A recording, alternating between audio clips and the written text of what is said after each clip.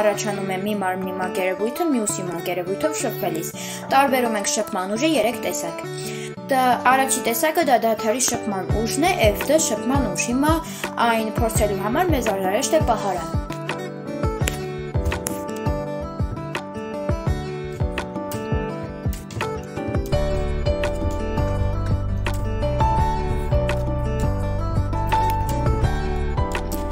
Դադարի շփման ուժ կոչվում է այն շփման ուժը, որը խանգարում է մարմնի տեղից շարժվել։ Ինչպես տեսակ, պահարանը տեղից չշարժվեց։ Անցնում ենք երկրորդ շփման ուժին։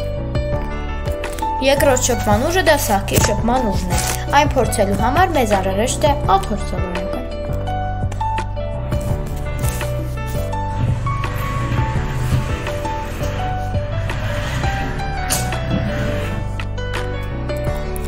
Սահքի շփման ուժ կոչվում է այն շփման ուժը, որը առաջանում է մի մարմնի մակերևույթով